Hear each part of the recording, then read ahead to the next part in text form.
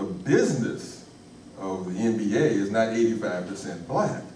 And that's the real game. Because the players are just employees. Bottom line, folks. And in terms of education, education starts in the home. I'm okay, I'm on. And we as a people, as adults and as parents, we must become more acquainted with the 6 to 8 inches between our ears called the brain. And we must know how and learn how. If we're going to have sex and have children, we must become more responsible for the development of our children's brain. When we aren't responsible, that means our children are vulnerable to an industry that literally spends millions and billions of dollars capturing our minds because we aren't capturing our own mind. And we must learn the importance of life from birth to age 12 in brain development. What goes on between 0 and 3, between 3 and 6, between 8 and 12. Those are the significant brain development periods of all of us as human beings. An example of my point are the Jews.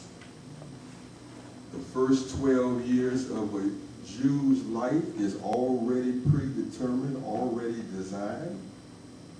The intention is spoken from day one. As we are so concerned about the physicalness of our children, they are concerned about the self-esteem of their children. As we ask, well, how are you doing, little Johnny? They tell little Johnny, you are chosen by God to be smart and rich. That's what they communicate. That's the responsibility of being a Jew. Self-esteem is at the highest level, not on the level, but the highest level. And to be told that you are chosen by God, you cannot get any higher self-esteem than that. Now, why is it that we can't adopt that? Well, our religion, the black religion, doesn't allow that. And I'll just leave it right there before they ask me to leave. Okay? Won't get nobody asking you to leave. We here for just that. That's what's got to be said. True. Yes, sir. I just wanted to ask a question before it slips. Okay. First, give your name and Hi, where you're from. my name is Don Tyler. I'm from I'm living in D.C. I have a question for the gentleman who just spoke. Frederick Penn. Yes. You know, I've always heard about the 4th grade, about age 8 or 9, and how it relates to problems in school.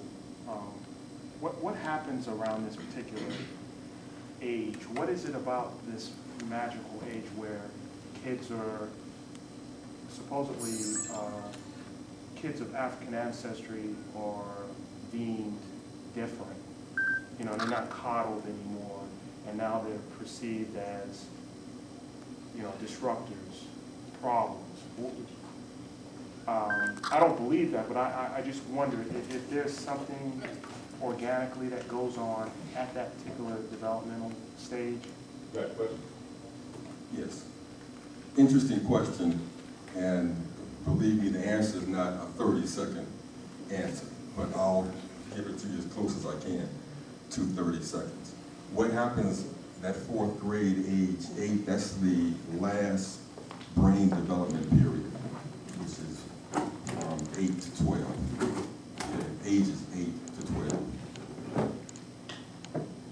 those first 8 years,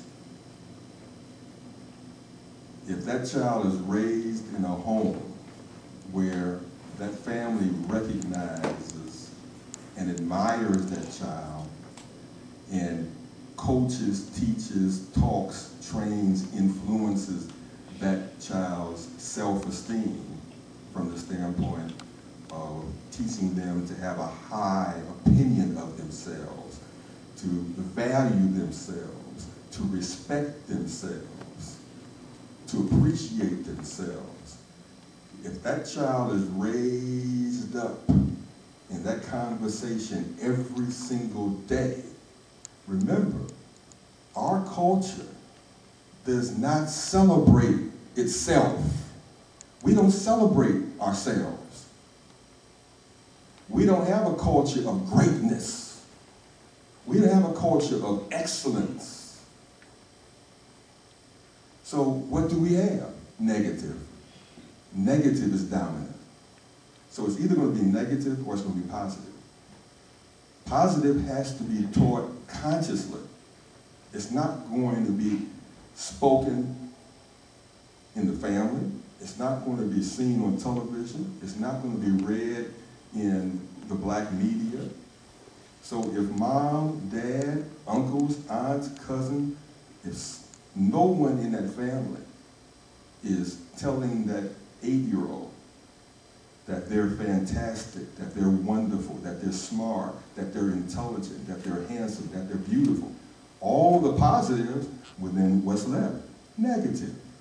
Okay, sometimes you can go this way. You can get those same reassurances at your home, but you ain't the only ones raising your kid. Because when you go out in the neighborhood, there are other kids raising your kids. And sometimes, no matter what you tell your child, I don't care how strong they are, if they're not strong, they start believing what the people in the classroom say, you know. And then we start, as we do, even as grown folk, start looking for recognition from other people and what they think about us. So that happens a lot, especially in the hood.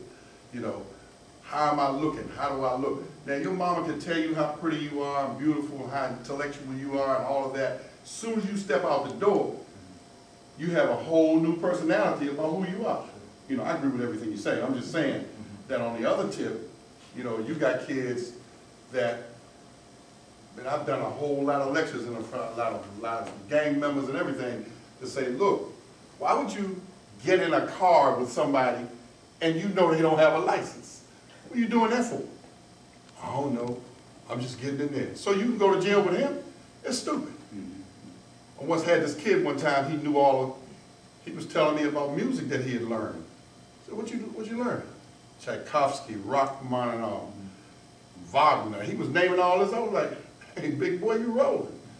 Where you learn that? He said, my mom taught me something. But when I lectured the group in front of him, he was showing off. So what's your problem, man? You want me to start telling your boys how you like Wagner and Rachmaninoff and Shakespeare and all that? He got mad. I said, get out of my workshop, man. Get out. You ready to come back, you come back. Stop showing off, man. You smart. But you know what? You think you're smarter than me. Actually, you walk around with some dreads. You know what I'm saying? So if you're ready to come back, come back. If you don't want to come back, stay out there, man. And go walk nowhere. He was a brilliant kid. But he was embarrassed to talk about that. Whereas when I grew up in the neighborhood, I didn't care about it because I had a white mama, black daddy. Wasn't my fault. I ain't had nothing to do with it. I could joan with the best, played ball with the best, and talk smack with the best. Never had a drink, drug, or nothing in my whole life. 5th and Alabama Avenue. 700 block of Howard Road, Southeast. Barry Farms. So it's all what you motivated to do. And again, self-motivation and self-validation. I had all of that. That's why this right here means they couldn't even joan on me. They couldn't even talk about me. Because it didn't bother me. What happens to our youngins, they get bothered by somebody talking about their mama. Why are you mad? They never even seen her before. Don't nobody talk about my mother. Well, have they ever seen her? No. Well, what you fighting for? I was always a big guy, strong, all of that. Never had a fight. Never. because I wasn't gonna let them bother me. Because they used to call me white boy.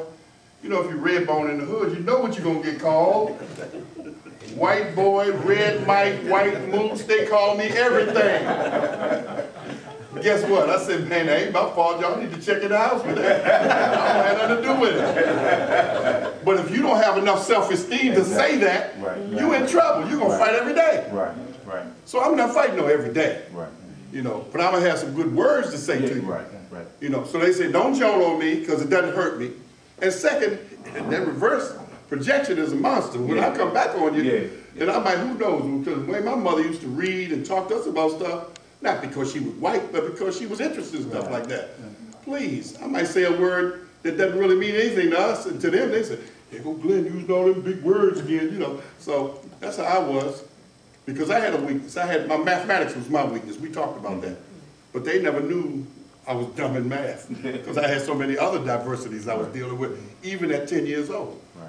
You know. That's exactly the point that I'm making, Glenn. Right. The first 12 years of your life. There you go. The first 12 years of his life fortified him to the point where he was not vulnerable to all of the nonsense that's going on, because of the mom and the dad protected you. They captured your mind. The streets, either the streets gonna capture your mind or your family's gonna capture your mind. Which is it gonna be? If you don't know how to do it, then the streets are gonna know how to do it. Your family knew how to do it, and they protected you from the Well, negative. actually, you know, when I think about it, my mother was just a high school graduate. Pop finished the 3rd grade, which a lot of our fathers finished the 3rd grade. I'm just saying, my mother and father didn't have nothing in common, really. Not really. I mean, and that had nothing to do with the races. Just